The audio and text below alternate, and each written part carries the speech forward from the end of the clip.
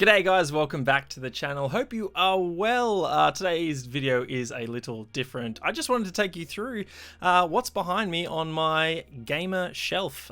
You see it in the background of all of my videos, so I thought I would take you back there and show you exactly what's on the shelf and why each piece means so much to me. We'll start at the very top with the Xbox logo glowing so beautifully up there. Xbox is clearly my platform of choice. If you've been watching my videos for any amount of time, I've had every single Xbox from launch. It really kicked off my fascination with the industry in a more deeper manner. I was a game before then and had enjoyed plenty of games on Game Boy and Super Nintendo and Nintendo 64, but it wasn't until Xbox and Halo came around that made me really fall in love with this industry and this medium. Right next to the Xbox logo is this little sucker, the Pokeball, which I believe came with Pokemon X version on the 3DS, I want to say. I was there watching Cheese TV the very first time the first episode of Pokemon ever aired way back in the 90s, and I fell in love instantly, became absolutely obsessed. As a big gamer, I of course picked up Red version when it first released, and then later on Silver version. I spent God knows how many hours with that game. I kind of fell off from there. I did get Ruby eventually, I think on DS as a backwards compatible title. I never owned a Game Boy Advance. And then after that, I believe I had Pearl version as well. Didn't play Black and White or Black and White 2. And then on the 3DS, tried to get back in with Pokemon X. And I believe one of the editions at EB Games came with this little Pokeball. It doesn't really do anything. You can open it up, see in there.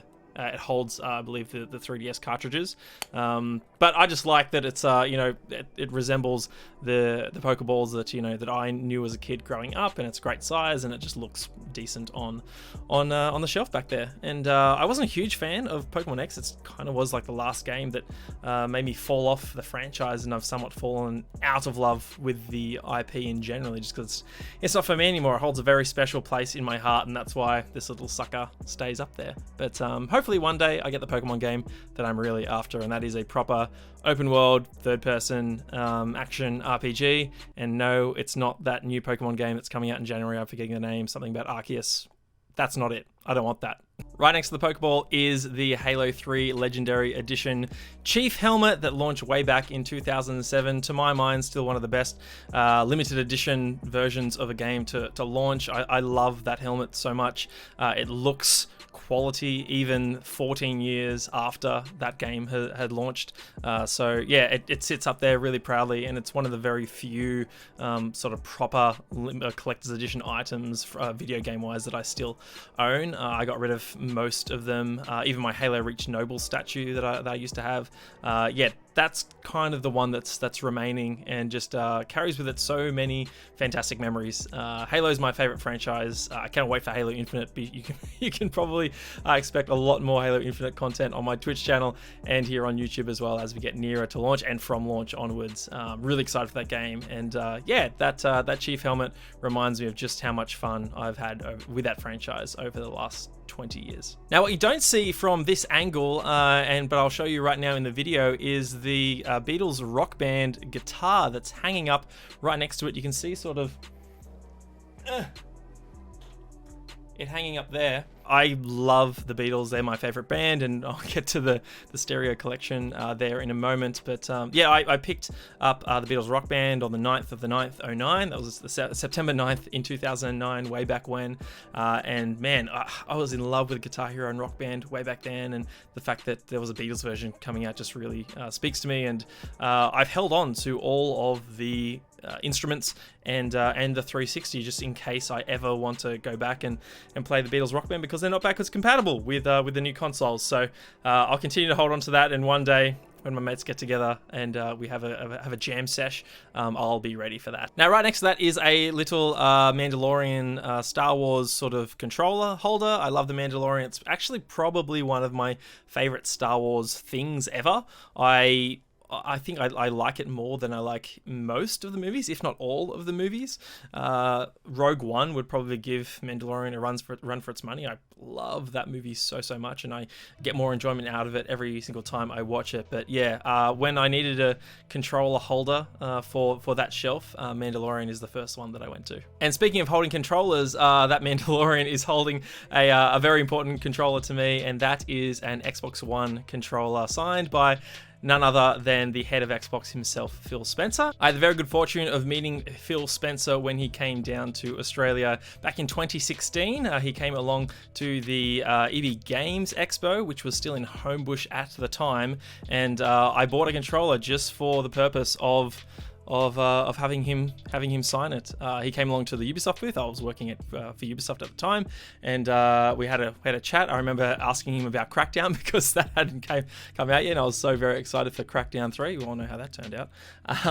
But yeah, he was a really great guy. He came along and watched the demonstration of Watch Dogs 2 that my team and I were putting on, and I was really excited. Like I said, he's a huge inspiration. He's doing a lot to grow the industry and make real positive changes. And yeah, I put that up there as a reminder of the fantastic time that I had meeting him. And of course, the Beatles Stereo Collection. This came out the exact same day as the Beatles Rock Band, way back in 2009. You can see the dents in the cardboard slip over the last 12 years from the life that it's had.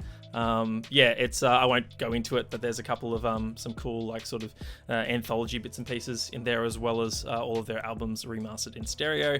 Truth be told, those CDs don't get a lot of playtime anymore, but again, I just love them, and who knows, maybe they'll hold some value one day. And on the shelf adjacent to that is this little crocheted baby Groot that one of my best mates, Ben, crocheted for myself, and he also did another one for my good friend Terry, both of whom you'll see on my film review show, the Movie Magic Show, on my Twitch channel every Wednesday, 8:30 p.m. Australian Eastern Standard Time.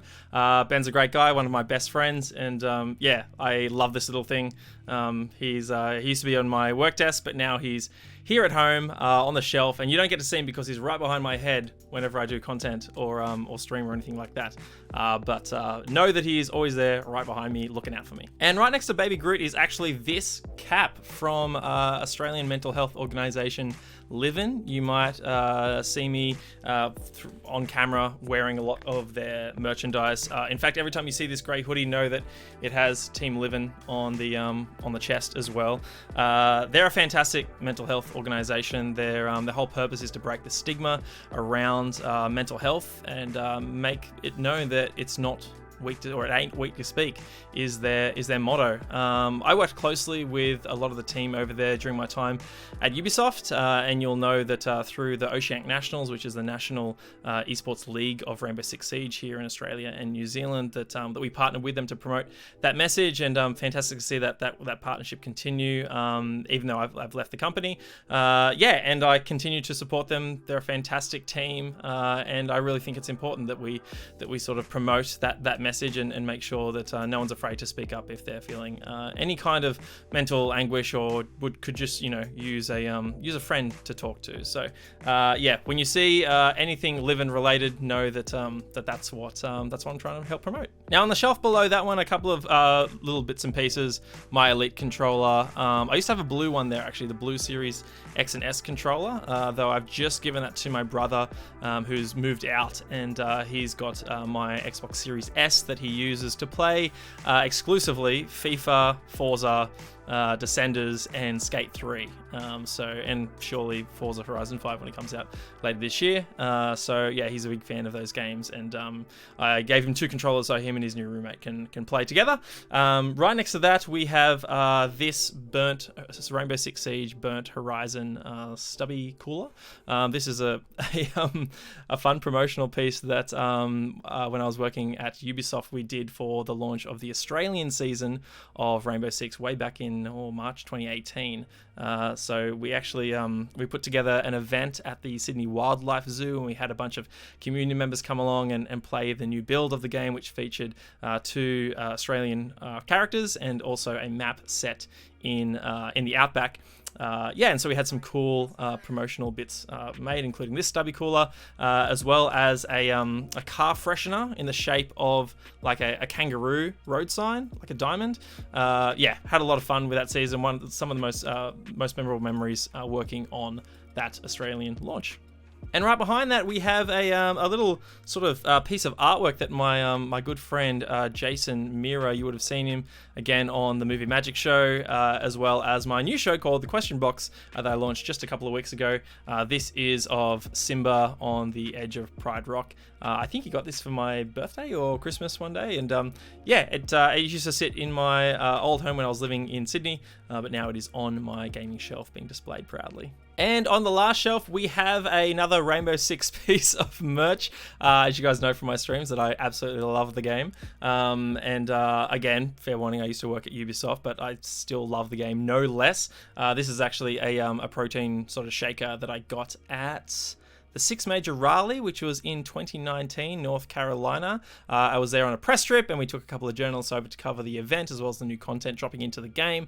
And this was on one of the merch booths, and I'd never seen it before. I'm like, I need to buy this, because at the time I was really into the gym. You can see Ash on the back there as well, at least the back of her head. Yeah, it was a great event. Team Empire knocked off the current world champions, G2, which was really exciting. And I remember eating a lot of very tasty fried chicken in North Carolina. A great event, some good memories. And just next to that is my Super Nintendo. Now, I'll be completely honest, this is not the Super Nintendo that I grew up with.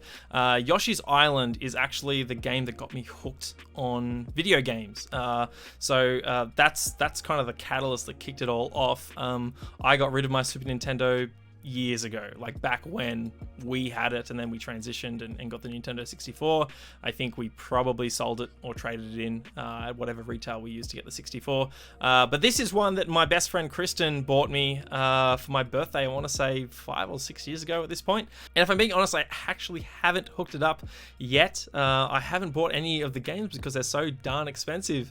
So who knows, maybe I'll get into it one day, but for the moment I like that it's there on my shelf, a reminder of my gaming roots, you know, and where my love for this medium was first sort of conceived. It was Yoshi's Island, and then I moved on to the Nintendo 64, where some of my favorite games, including Diddy Kong Racing, Banjo-Kazooie, Super Smash Brothers took me, and Perfect Dark, and then onto Xbox and Halo, and that's kind of where my gaming journey as someone who's really passionate about the industry really began. But anyway, guys, that is my tour of my gaming shelf behind me. I hope you enjoyed it and got a bit better understanding of the type of gamer that I am. It might change over, you know, the course of me doing content, and I might point out changes if you see them, or point them out yourself if you notice them as well. But for the most part, it really, I think, represents some of the things I'm most passionate about: Xbox, Halo, Beatles, Star Wars, Pokemon, LIVIN, and Rainbow Six. So look, if you have any questions or comments, let me know in the comments section below, and tell me what's on your gaming shelf as well. I would love to hear from you. You can follow me on Twitter as well at magic_cast, and if you do have your gaming sort of shelves propped up on there, please do tag me. I would love to see them. Yeah, I hope you've enjoyed this video, guys. Take care, and we will see you next time. Until then, happy gaming.